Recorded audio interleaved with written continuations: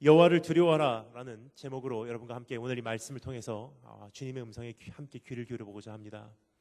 지금 기도한 바와 같이 지금 교회 안에서 가장 심각한 문제가 있다면 일꾼이 부족한 것도 아니고 프로그램이 부족한 것도 아니고 어떤 자원이 부족한 것이 아니라는 것입니다. 매년 봄마다 새로운 신학생들이 대한민국 전국에서 약 15,000명씩이나 배출이 되고 있고요. 각 계절마다 끊임없는 프로그램으로 더 이상 어느 프로그램으로 가야 될지 모를 정도로 수많은 프로그램이 우리에게 초청장을 던지고 있다는 것입니다. 그뿐 아니라 교회마다 그럴듯한 강단과 그럴듯한 예배당과 그럴듯한 찬양팀과 그럴듯한 음향 시스템은 다 갖추고 있어요. 사실 여러분 지금 이 시대에 우리의 예배 환경이 부족해서 믿음 생활하기 힘듭니다라는 것은요, 하나님 앞에 심판을 받을 내용이 아닌가 생각이 됩니다.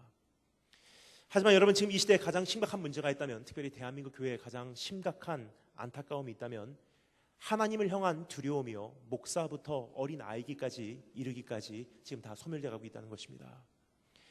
하지만 여러분, 하나님께서 우리에게 주신 가장 중요한 우리의 본질이 무엇입니까? 넌 마음을 다하고 성품을 다하고 힘을 다하여 주 여호와 너의 하나님을 사랑하라, 두려워하라, 경외하라. 여러분, 오늘 하나님 앞에서 우리가 소멸된 나의 본분, 소멸된 나의 본질, 소멸된 우리의 원래의 모습, 하나님을 두려워 떠는 그 모습이 회복되지 않으면 참된 부흥은 우리가 기대할 수 없다는 것입니다. 제가 오늘 기도하기 전에 여러분에게 읽어드린 이 말씀을 영어로 읽어드리겠습니다. 왜냐하면 우리 말씀 번역과 영어 번역이 조금 다르기 때문입니다. 영어 번역을 먼저 읽어드리겠습니다. Then the church throughout Judea, Galilee and Samaria enjoyed a time of peace. It was strengthened and encouraged by the Holy Spirit. It grew in numbers, living in the fear of the Lord.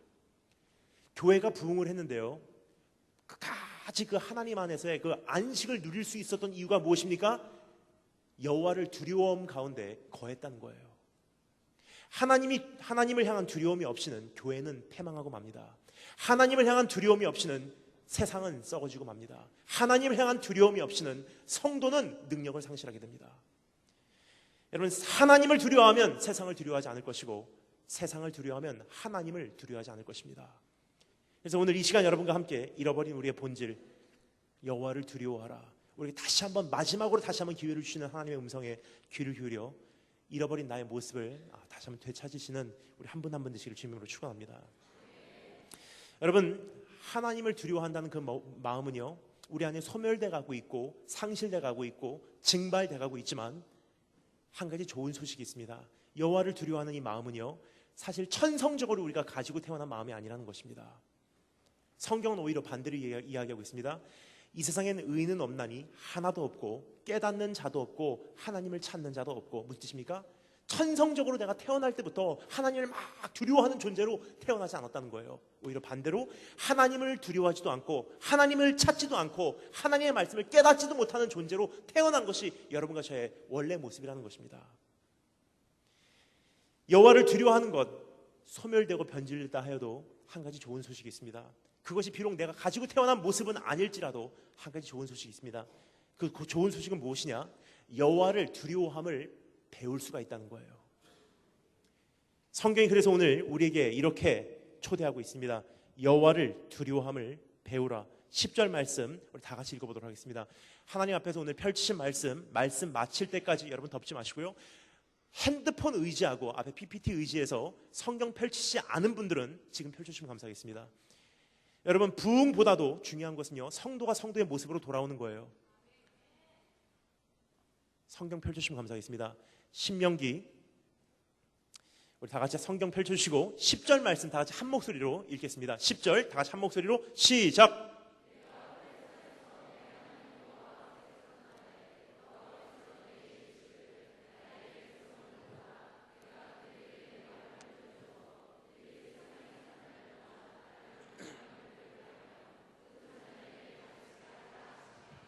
아멘. 여호와 하나님을 두려워함을 어떻게 해요? 배우라. 하나님을 두려워하는 모습을 비록 가지고 태어나지는 않았다 할지라도, 처음부터 나는 죄인이라 할지라도, 처음부터 하나님의 원수라 할지라도, 처음부터 나는 하나님을 두려워하는 그런 생각조차 안 했을지 모를지라도 성경 말합니다. 여호와를 두려워함을 배우라. 그리고 그것을 너의 자녀들에게 가르치라. 여러분, 교회가 교회 될 수 있고, 다시 한번 이 나라가 하나님의 나라로 변할 수 있고, 다시 한번 성도가 성도 될 수 있는 유일한 방법, 예배가 예배대로 회복될 수 있는 유일한 방법, 여호와를 두려워함을 배우라. 자, 그러면 어떻게 배울 수 있는지 이 본문 말씀을 통해서 세 가지로 나누어서 오늘 짧게나마 우리 정리해 보도록 하겠습니다. 첫 번째, 너의 반역의 날을 되새기라. 너의 반역의 날을 되새기라. 두 번째, 너의 축복의 삶을 생각하라. 세 번째, 그의 질투의 불을 기억하라. 오늘 이 본문 말씀을 통해서 이 세 가지 함께 주님의 음성 귀를 기울여 보도록 하겠습니다. 다시 한번 말씀드리겠습니다. 어떤 외부 강사의 이야기나 설교 1시간 동안 재밌게 듣고 가도요, 여러분 아무런 소용없어요. 오늘 이 말씀 집회를 마친 다음에 적어도 하나님 말씀이 계속 내 안에 메아리치기를 원하기에 더도 말고 덜도 말고 하나님 말씀 구절 구절 살펴 내려가도록 하겠습니다. 따라서 펼친 성경 말씀 마칠 때까지 덮지 마시고요, 우리 말씀 살펴보도록 하겠습니다. 다 같이 첫 번째 따라하시면 되겠습니다. 너의 반역의 날을 되새기라. 우리 다 같이 하나님 말씀 1절부터 4절 말씀 다 같이 한 목소리로 읽도록 하겠습니다. 우리 말씀을 가슴에 되새기고자, 내 가슴에 임박이도록 뿌리내리게 하고자 1절부터 4절 너의 반역의 날을 되새기라 말씀하신 하나님의 음성 직접 읽겠습니다. 시작.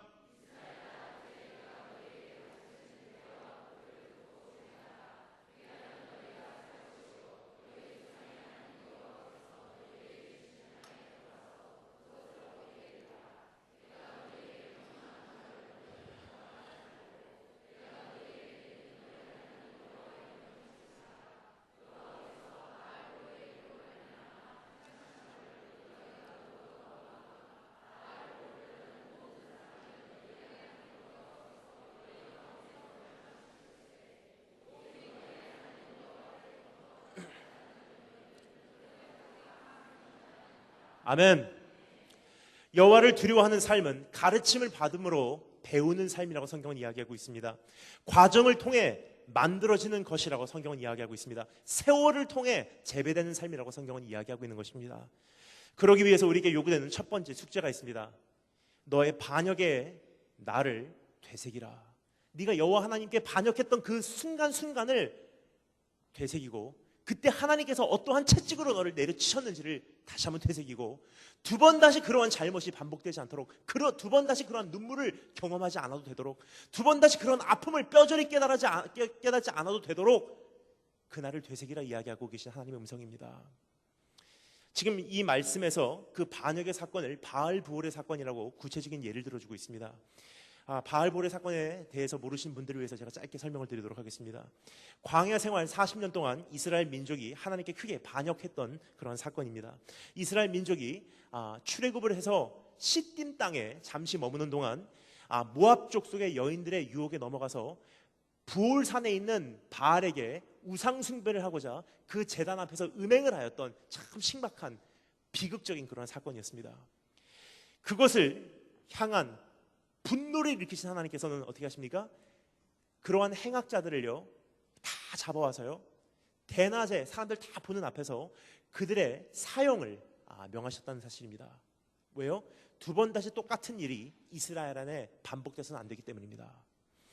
그때부터 수십 년이 지나온 다음에 지금 오늘 이 말씀이 선포되는 대상은 이제 약속의 땅에 들어가고자 하는 그 남은 세대예요.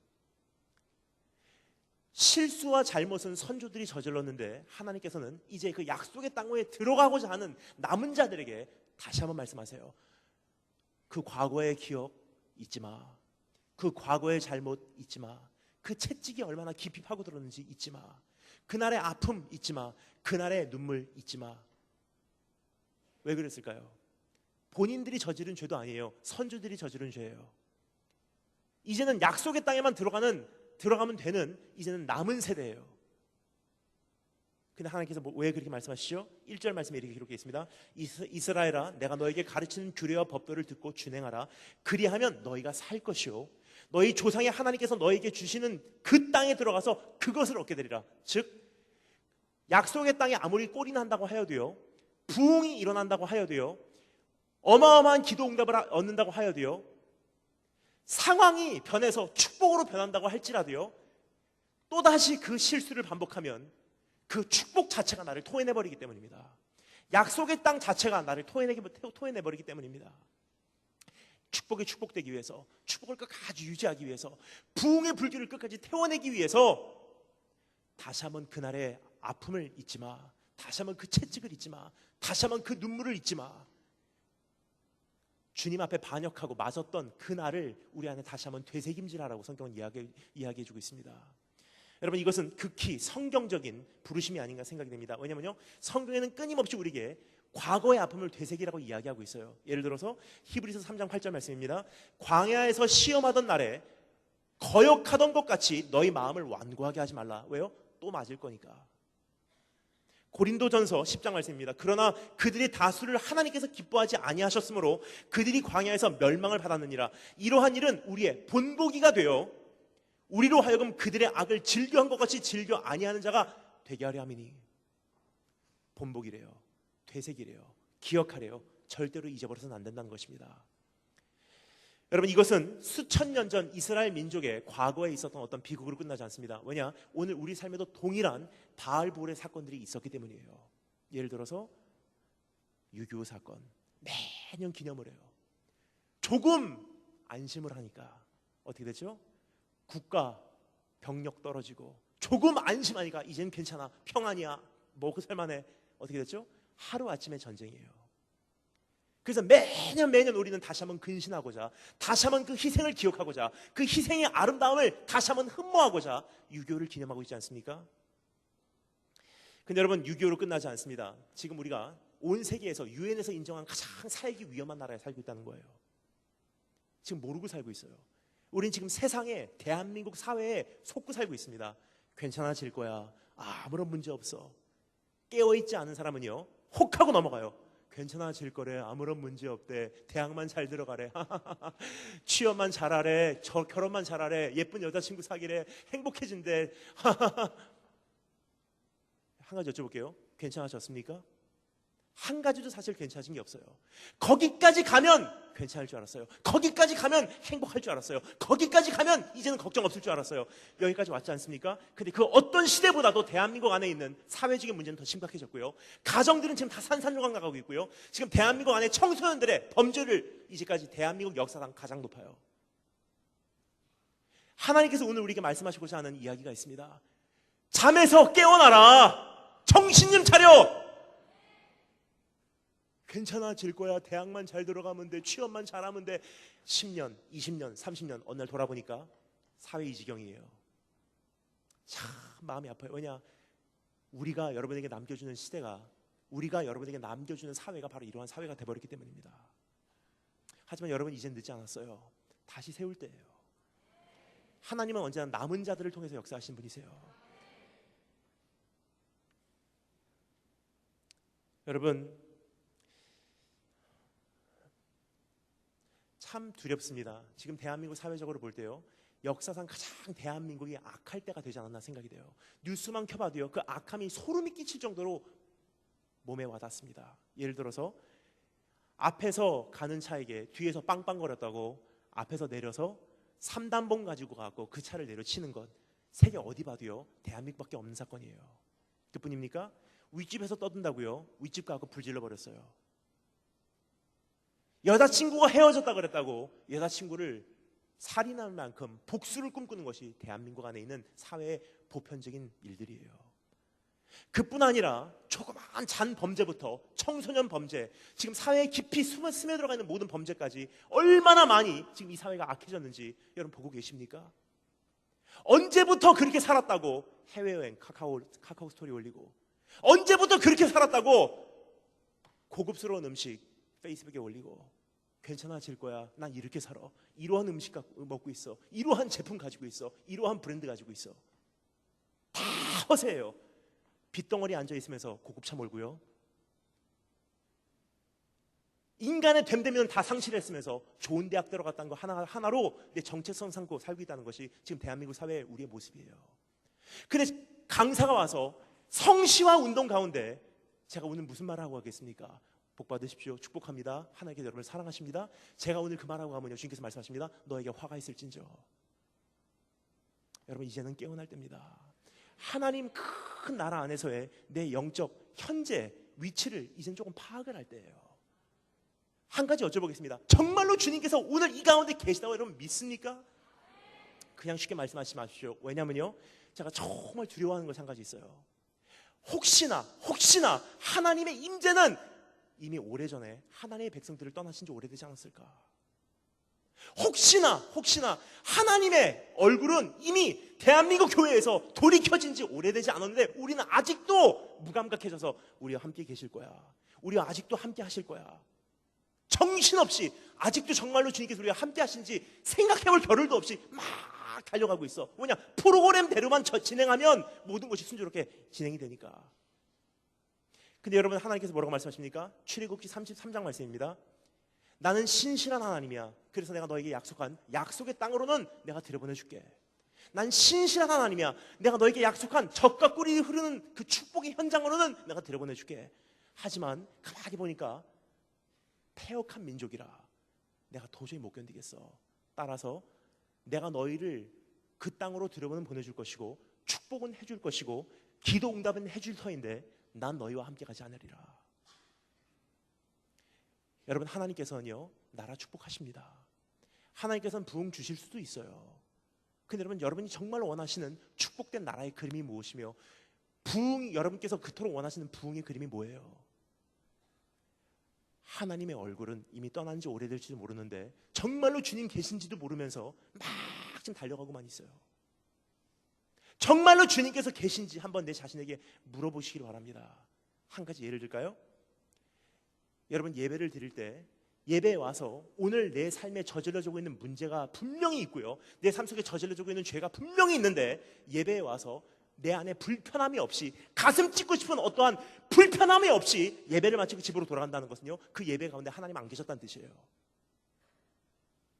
내 삶은 죄로 인해서 구석구석 더럽혀진 지가 너무 오래됐는데 예배당에 와서 주일날 예배를 드리면서 내 안에 가슴 찢고 싶은 불편함이 조금이라도 경험되지 않는다는 것은요, 그 예배 가운데 하나님 안 계신다는 뜻이에요. 근데 우리는 예배 시간 오케이 체크, 오케이 예배 드렸어. 헌금 체크, 오케이 헌금 드렸어. 종교 생활하고 있습니다. 여러분, 정말로 주님 계시다고 생각하십니까? 무슨 근거로 정말로 주님께서 나와 함께 하시다 여러분 오늘 증명할 수가 있습니까? 참 전 두렵기 시작해요. 이제는 하나님께서 아직도 대한민국 교회와 함께 계실까? 하나님께서 아직도 나를 종으로 생각하고 계실까? 하나님께서 아직도 우리와 함께 계실까? 무슨 근거로 아멘이라고 대답할 수 있습니까? 여러분, 정신없이 달려온 지금 수십 년이에요. 돌아볼 겨를도 없이. 근데 하나님께서 계속 경고를 주세요. 천안함 못 들어요. 조금 더 범위를 좁혀서 조금 더 피부적으로 느끼라고. 세월호 못 들어요. 그 한순간 놀랐어요. 천안함, 세월호, 그 다음은 뭘까? 퀘션 마크. 참 두려워요. 어떤 분들은 감히 이런 말씀을 하십니다. 일본은 하나님 믿지 않는 나라니까 자연재해가 그렇게 망하게 하고, 우리나라는 교회가 이렇게 많은 나라니까 하나님께서 모든 자연재해들이 피하게 한다. 저는 그런 설교를 들으면서 어떻게 감히 저런 말을 할 수 있을까? 참 제가 두려웠어요. 그분을 위해서.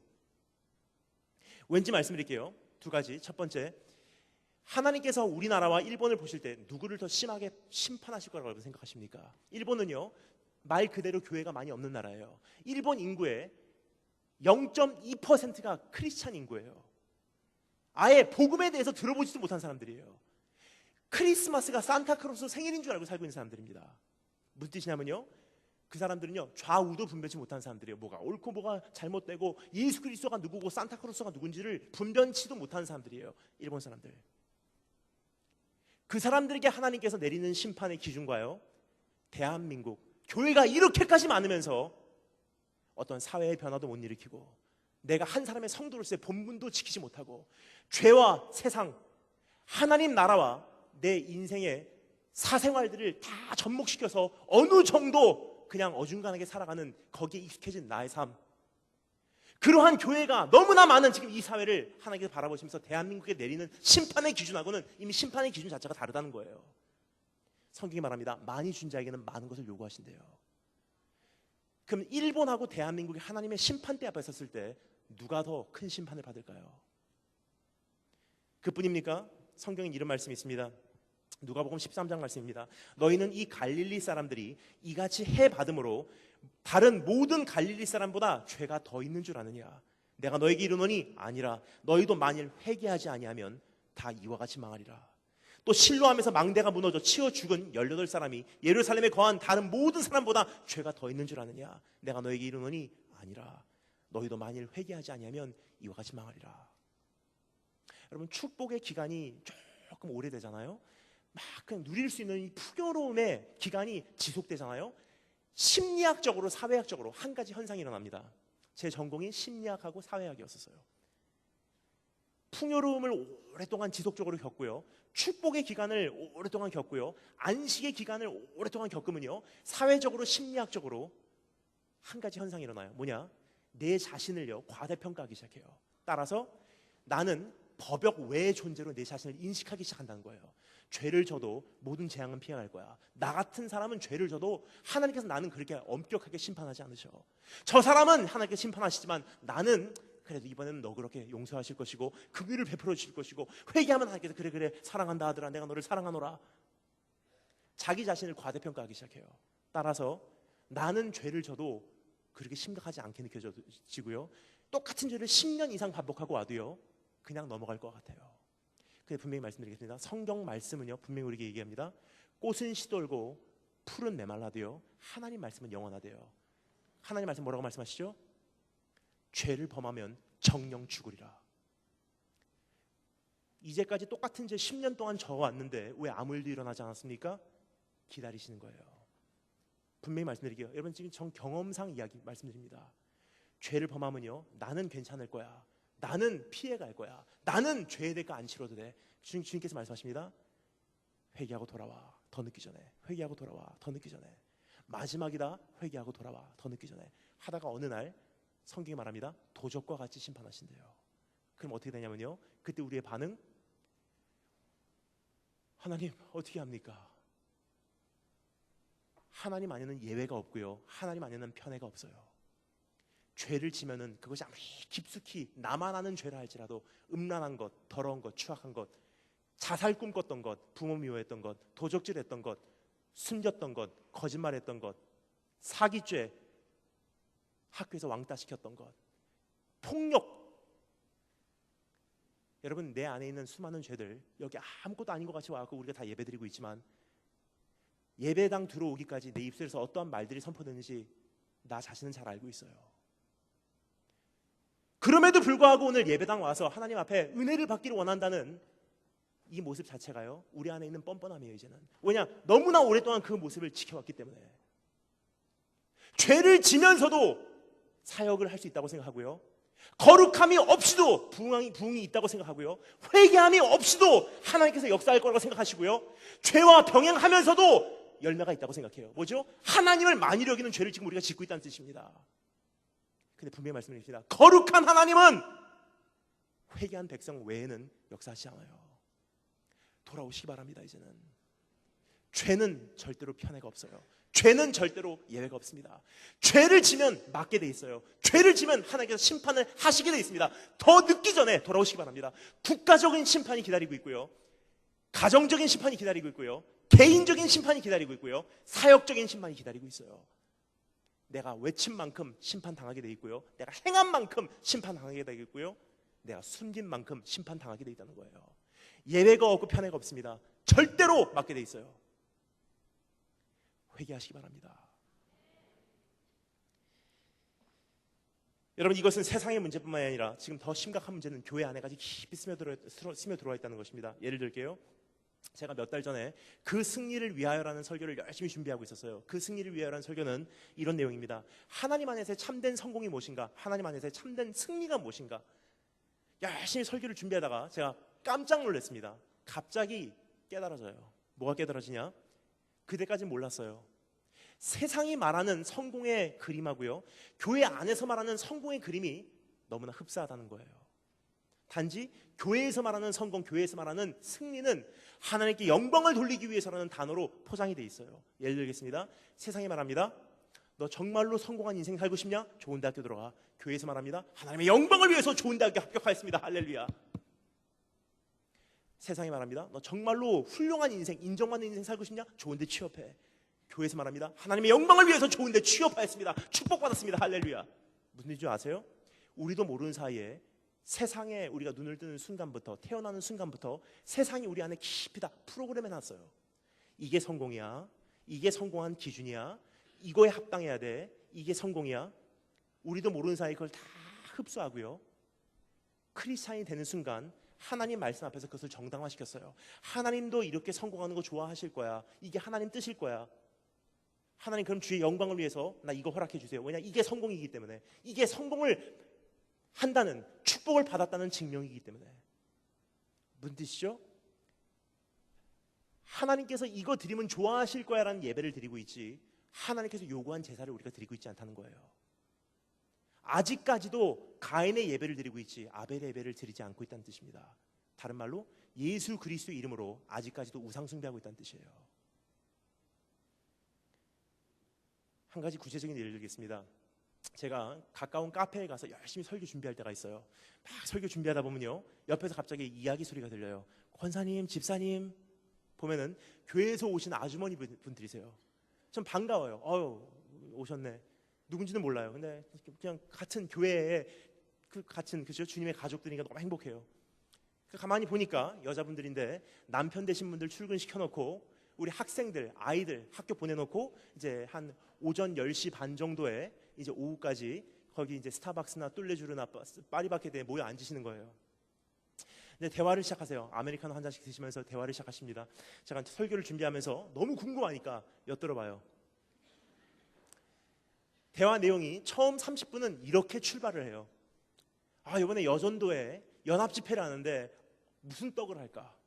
인절미를 할까? 시루떡을 할까? 팥떡을 할까? 백설기를 할까? 무지개떡을 할까? 찰떡을 할까? 뭐 다 들어봐요. 제 마음에 저런 분들이 계시기 때문에 교회가 지금 지탱되고 있구나. 저분들을 축복해 주세요. 한 30분쯤 그 이야기를 하시면요, 그 다음 토픽으로 넘어갑니다. 더 큰 문제가 있어요. 이번에 여전도회 연합집회를 하는데 정장을 입어야 될까? 한복을 입어야 될까? 또 30분 정도 이야기를 충분히 나누십니다.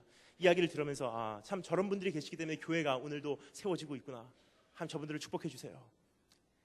한 30분쯤 이야기를 나누시면요, 그때부터 시작되는 나머지 4시간, 남편 밥 해야 돼, 내일 밥 하고 가시기 전까지 나머지 4시간은 이런 대화예요. 그 아들 성공했대. 좀 궁금해요. 어느 아들이 성공했는지. 잘 들어봐요. 그 아들 성공했대. 연봉이 얼마래? 그 장로님 아들 정말 성공했대. 어디 취업했대? 그 며느리 정말 잘 얻었대. 저도 결혼을 아직 안 했기 때문에 궁금해서 어떤 며느리가 정말로 잘 얻은 며느리지 귀를 기울여봐요. 어느 대학 출신이래. 어느 대학 교수래. 가만히 들으면서 제가 어느 날 갑자기 소름이 끼치더라고요. 왜냐면요, 세상 사람들이 말하는 내용하고요, 교회 다니시는 권사님, 집사님들이 자랑하는 내용하고 성공과 실패를 가리는 기준이 똑같다는 거예요. 여러분, 이거는요, 이제는 부끄러워서 함부로 내가 크리스찬이라는 말하면서 자랑해서는 안 되는 내용들이에요. 근데 이것을 가르치는 사람도 없고 들을 수 있는 귀도 없고 들어도 불쾌하게 여기고 다 듣기를 좋아하는 이야기만 즐겨 듣기를 원하는 것이 지금 대한민국 사회 안에 있는 우리의 모습들이 아닌가 생각이 됩니다. 여러분, 그런 민족에게 하나님 우리에게 부흥을 주시옵소서, 우리를 새롭게 해주시옵소서, 우리에게 다시 한번 거룩함을 허락해 주시옵소서. 주님께서 말씀하십니다. 회개하고 돌아오든지 아니면 나는 너와 네 안에 역사할 마음 없어. 여러분, 이스라엘 민족이 어떻게 했죠? 하나님의 얼굴이 떠나간다고 하니까, 하나님께서 우리와 함께 가시지 않는다고 하니까 어떻게 해요? 자기의 모든 장식구를 다 띄워버렸어요. 하나님 이거 다 필요 없습니다. 주님께서 우리와 함께 가시지 아니하시려거든 우리 약속의 땅으로 올려보내시도 마옵소서. 주님의 얼굴이 우리와 함께 하시지 아니하시려거든 그 축복 땅에는 우리에겐 필요 없습니다. 거기까지 우리가 주님 앞에 결단하지 않는 한 참된 부흥은 일어나지 않을 것입니다. 여러분, 교회 생활이 하나님 앞에 온전히 두려움과 떨림으로 나오는 그러한 예배 생활입니까? 아니면 여러분의 취미 생활입니까? 전혀 달라요. 우리 청소년들 잘 들으시면 감사하겠습니다. 학교도 늦게 안 가요. 근데 교회 중고등부 예배 딱 시작한 다음에 30분 후에 도착해요. 그리고 전사님 설교할 때 뒤에서 핸드폰하고 딱 끝나자마자 학원 가야 된다고 내빼요. 일주일에 30분 말씀 듣는데 무슨 내가 거룩해지겠습니까? 일주일 내내 세상 이야기 듣고 일주일에 딱 한 번 와서 억지로 졸면서 전사님 이야기 듣고 가서 하나님 왜 나 안 만나주세요? 당연히 안 만나주시. 여러분 기억하십니까? 우리의 선조들 어떻게 예수님 만났는지. 우리 청소년분들 잘 들으셔서 감사했습니다. 하나님은요 이렇게 해서 만나는 분이 아니세요. 하나님은요 나 예수님 만나러 다녀오겠습니다. 어디 가세요? 기도원 다녀오겠습니다. 기도원 들어가셔서 어떻게 하시길래 예수님 만나시려고요? 기도원 들어가서 이제부터 금식하고 단식하며 소나무 하나 뽑고 나오겠습니다. 기도원 들어가서요 바위 위에 앉아서 씨름하면서 소나무 하나 뽑을 만큼 하나님과 씨름하지 않으면 하나님 못 만난다고 생각했던 양심적인 시대가 있었어요, 여러분. 근데 지금 어떻습니까? 주는 나의 친구 하면 그러다가 탈북자 동영상 하나 보면 감성이 자극돼서 눈물 하나 나오면 나 사명받았어요. 하나님은 우스운 분이 아니십니다. 하나님의 영광이 지금 바닥까지 떨어져 있어요. 예를 들겠습니다. 성경은요 언젠가 핍박이 와서 이 성경을 내가 갖고 싶어도 언젠가는 이별할 수밖에 없는 그날이 올 수도 있어요. 근데 그날까지는요 이제까지 우리 성경책 어떻게 갖고 계신지 여러분 기억하십니까? 할머니가 엄마에게 물려주고 엄마가 나에게 물려준 것. 엄마 성경책 내가 가지고 다니면서 비록 뜯어졌지만 스카치 테이프를 붙이고 긋고 엄마가 그때 몇 월 며칠 참 힘들었을 텐데 이 말씀 은혜 받으셨구나. 동그라미 쳐놓은 거 메모 적어놓은 거 내가 읽고 내가 은혜 받고 그 말씀 가지고 다니면서 외우고 암송하고 주일날 교회 갈 때 성경책 가지고 교회 가고 가서 읽고 또 읽고 또 읽고 너무 힘들고 기도하다가 두려우면 이 성경책 안고 밤에 잠이 들고 내가 사랑하는 책, 이 책 중에 있으니 이 성경 내가 심히 사랑합니다. 그때가 엊그제였었어요, 여러분. 지금 어떻습니까? 핸드폰 하나 갖고 교회 와요. 정전돼 버리잖아요. 배터리 떨어지잖아요. 함께 말씀 못 읽어요, 이젠. 근데 우리는 아직도 하나님 왜 우리에게 부흥을 주시지 않습니까? 부흥은요 그릇이 준비되면 주십니다. 하나님 책임이 아니에요. 주님께서 말씀하십니다. 땅에서 매이면 하늘에서 매여 있고 땅에서 풀면 하늘에서 풀린대요. 즉 하늘에서 묶여있듯이 느껴지는 것은 내가 묶어놨기 때문이에요. 돌아오십시오. 청소년 여러분 잘 들으시면 감사했습니다. 이번 여름 사역을 전 다 마치고요 참 마음이 공허했어요. 대한민국 전국에서 일어나는 수많은 청소년 캠프 가장 주된 사역이 뭐냐? 경배와 찬양이에요. 근데 여러분 경배와 찬양은요 구원받은 사람들의 고백입니다. 내가 이렇게 구원받았습니다. 주님은 높으신 분이십니다. 하나님은 영광스러운 분이십니다. 그게 경배와 찬양이에요.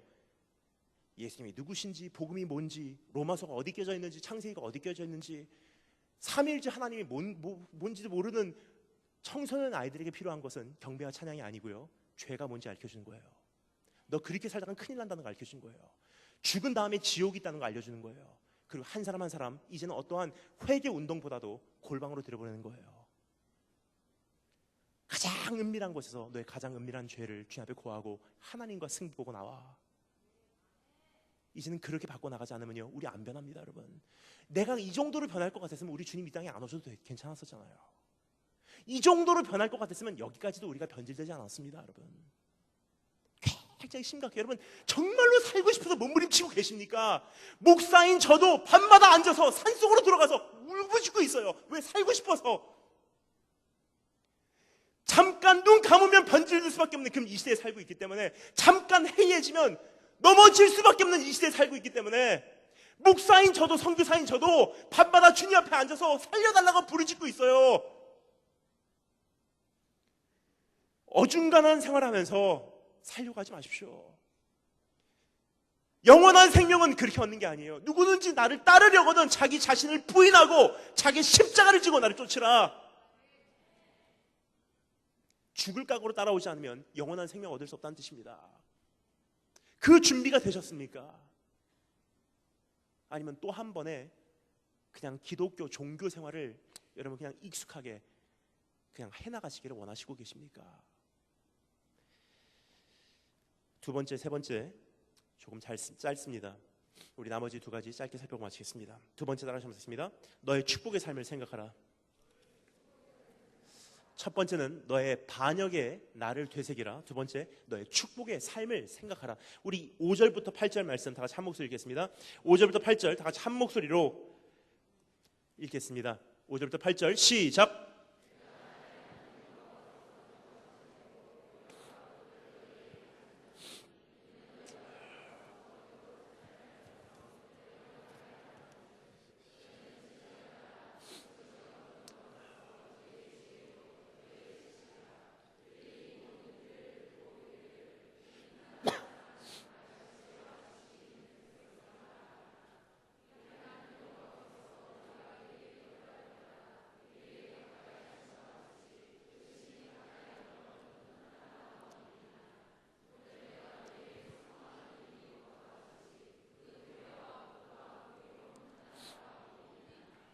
아멘.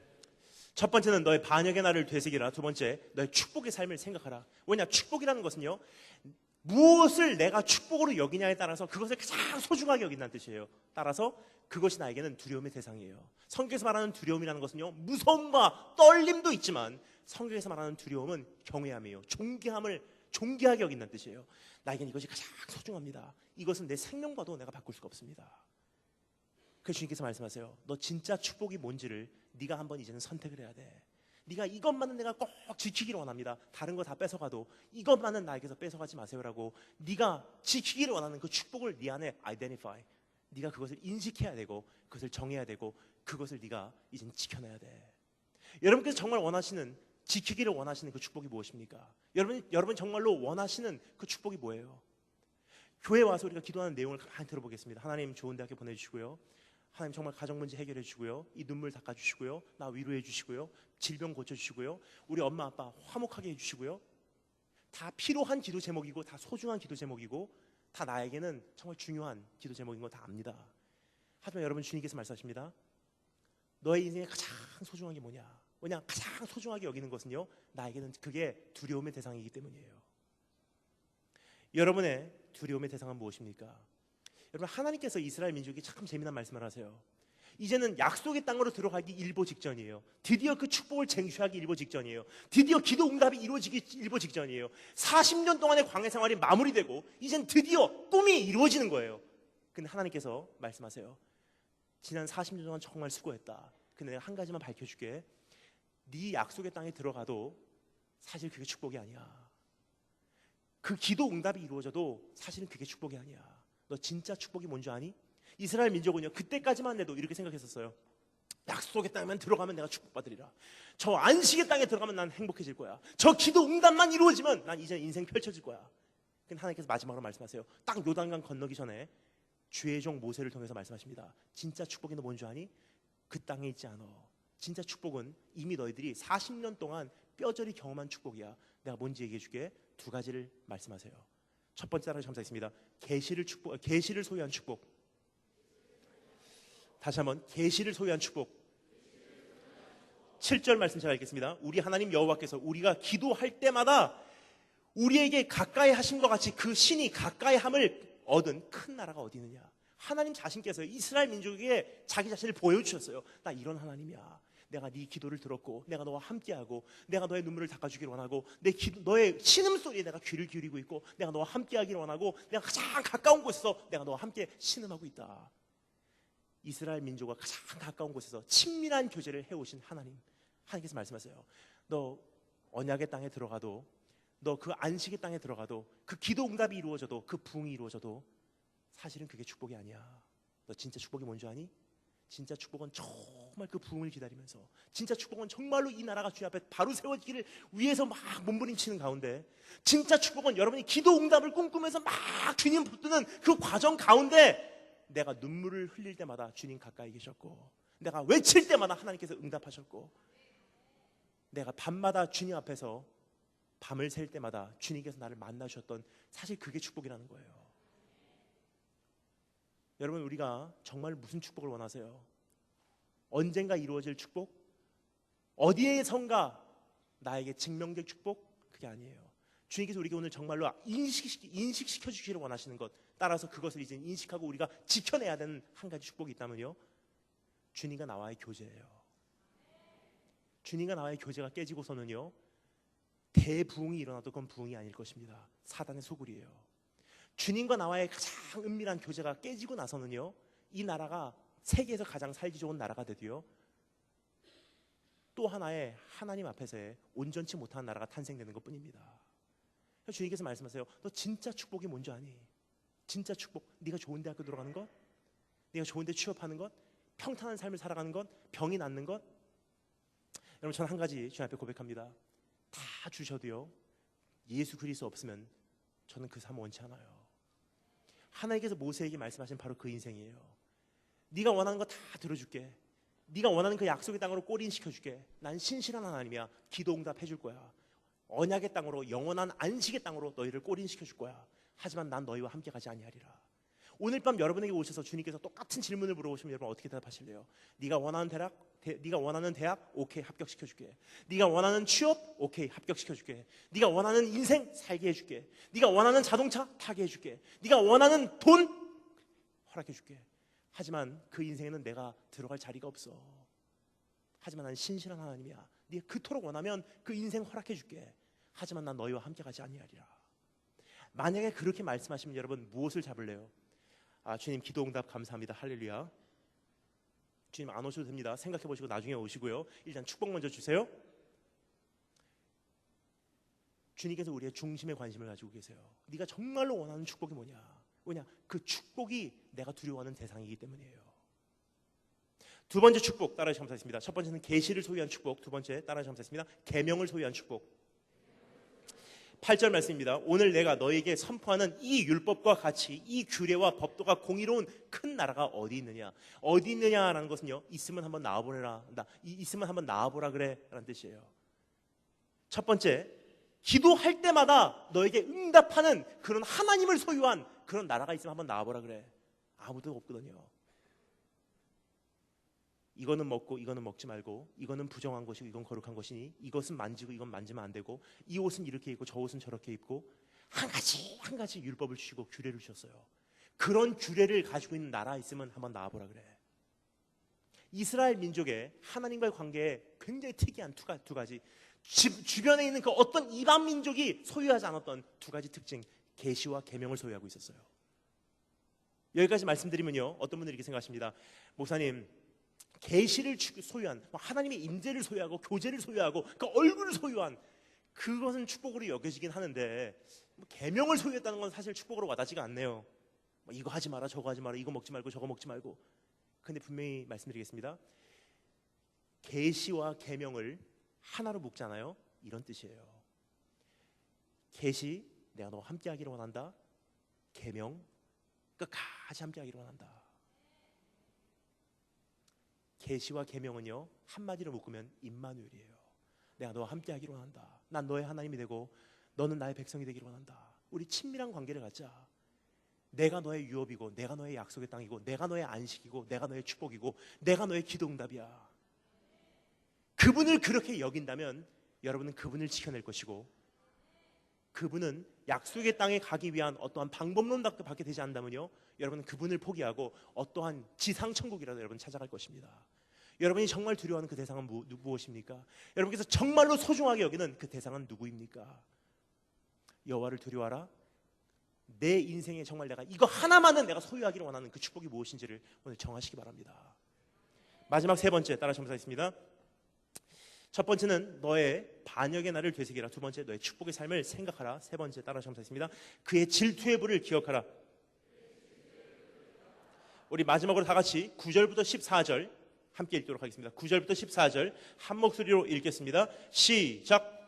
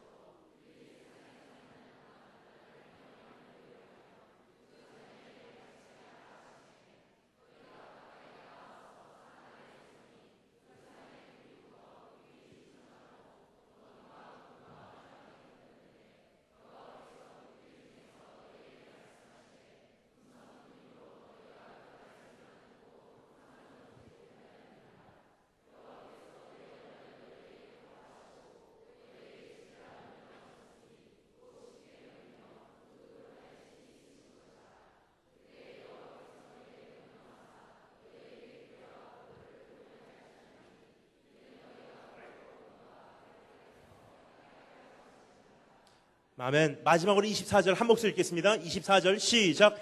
내 하나님 여호와는 소멸하는 불이시요 질투하시는 하나님이시니라. 아멘. 첫 번째 반역의 날을 되새기라. 두 번째 축복의 삶을 생각하라. 세 번째 질투의 불을 기억하라. 여러분 성경에 보면요, 하나님 자신이 자기 자신에 대해서 불이라고 소개를 하고 계십니다. 저는 굉장히 어렸을 때부터 그것이 의아해했어요. 이상했습니다. 왜냐, 하나님께서는요 자신에 대해서 물이라고 소개를 안 하시고요 불이라고 소개를 하세요. 침몰하는 물이라도 사실 별로 나쁘지 않은 표현이지만 침몰하는 물이라는 표현보다도 하나님께서는 자신에 대해서 나는 소멸하는 불이라고 소개를 하십니다. 왜 그럴까요? 여러분 지금 우리가 살펴보고자 하는 이 사건은요, 지금 읽은 이 말씀은요 호렙산에서 일어났던 사건입니다. 우리가 제일 첫 번째 살펴봤던 그 첫 번째 사건은 부올산 사건이고요, 지금 세 번째 우리가 살펴보고자 하는 것은 호렙산 사건이에요. 호렙산에 하나님의 영광이 임하셨는데 어땠죠?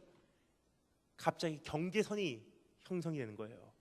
거룩하신 하나님이 계신 곳과 더러운 인간들이 있는 곳, 그리고 경계선.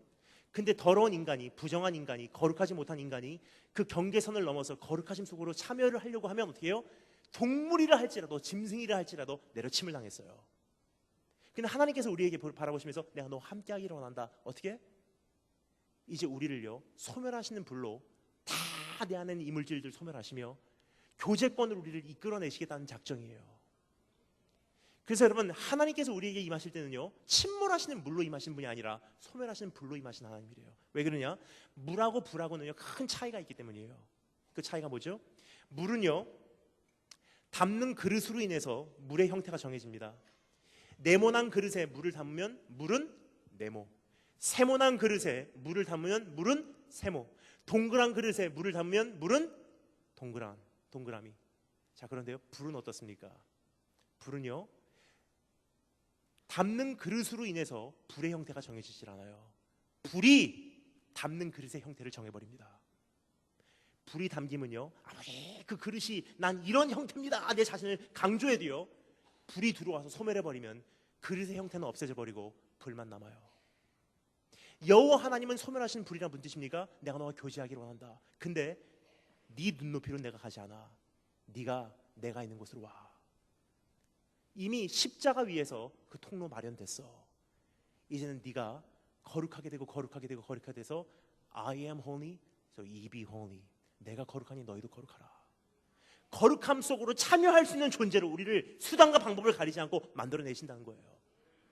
바로 이러한 과정을 우리 안에 요구하신다는 것입니다. 여러분 저는요 제일 좋아하는 작가가 있습니다. C.S. 루이스라는 작가예요. 그 작가는 참 재미난 그 이야기를 합니다. 그 우리가 하나님을 영접할 때요 우리가 보통 이렇게 기도하죠. 내 마음을 엽니다. 내 마음에 들어와 주세요. 나와 함께 먹고 마시고 나의 구세주가 되주세요. 내 인생의 주인이 되주세요.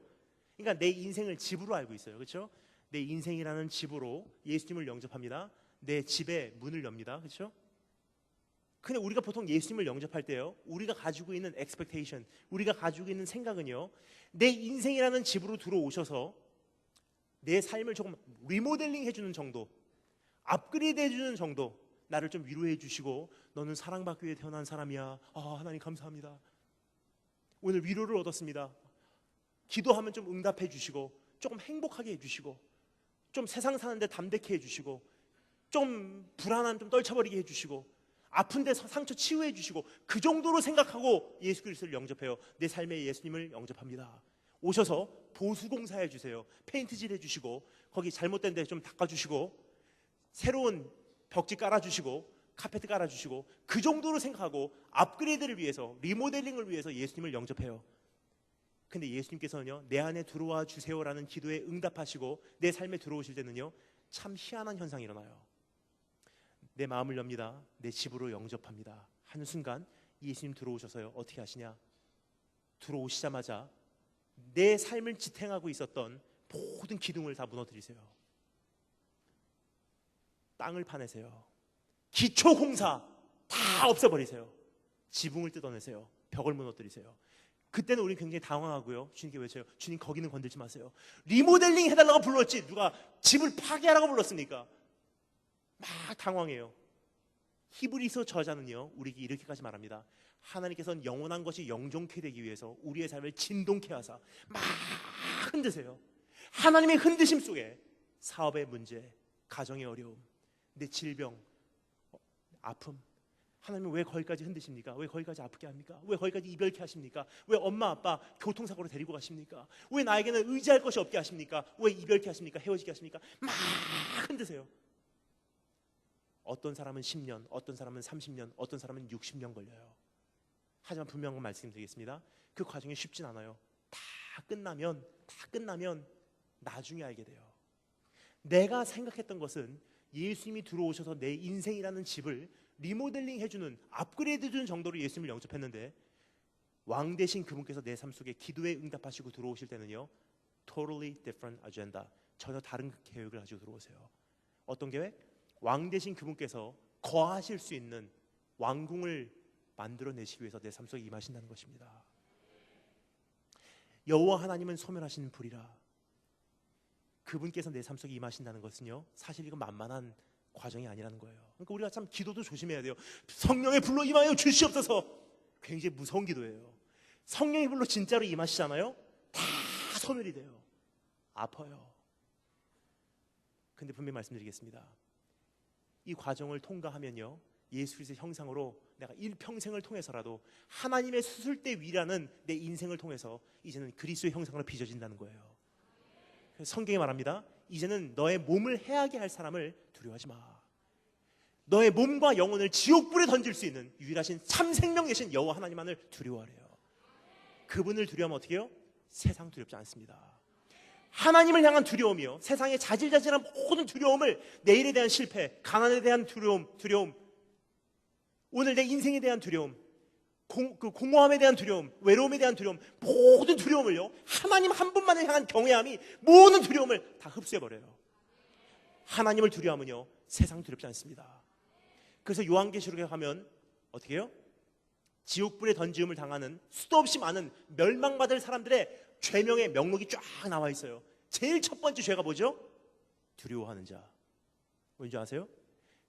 두려워했다는 것은요, 하나님 두려워하지 않았다는 뜻이기 때문에. 여러분, 분명히 말씀드리겠습니다. 하나님께서 우리에게 가장 원하시는 그 한 가지, 교회가 하나님을 두려워하는 그 자리로 돌아오는 거예요. 성도가 두려움의 예배로 회복하는 것입니다. 하나님과 나의 관계 속에서 내가 다른 것은 다 잊어버려도 내가 주의 얼굴 구합니다 하는, 하나님을 가장 소중하게 여기는 여호와 하나님을 두려워하는 그 자리로 나오는 것입니다. 여기까지 말씀드리면 어떤 분들이 이렇게 생각하세요. 참 회개가 되고 많은 것을 생각하게 됩니다. 그런데 사실 엄두가 나지 않네요. 참 무섭습니다. 근데 한 가지만 말씀드리고 말씀 마치겠습니다. 예수 그리스도가 호렙산 사건, 하나님의 거룩하심 안으로 여러분 우리의 죄를 가지고 들어가신 거 여러분 기억하십니까? 십자가 위에서 예수님께서 겪으신 사건은요, 호렙산 사건이 재현된 거예요. 오늘 이 말씀 보면요, 호렙산에서 어떤 일들이 있었다고요? 바위가 터지고 막 산이 흔들리기 시작하고 지진이 나고 흑암이 덮고 막 세상이 흔들리기 시작한 거예요. 왜냐? 거룩하신 하나님 앞에 이제 세상이 견디지 못하는 거예요. 근데 예수님께서 하나님의 아들의 형상이 아니라 세상 죄를 지고 가는 죄인의 형상으로 십자가에 달리시는 그 순간 어떻게 되죠? 바위가 터지고 산이 흔들리기 시작하고 흑암이 덮기 시작하고 호렙산 사건이 재현이 되기 시작해요.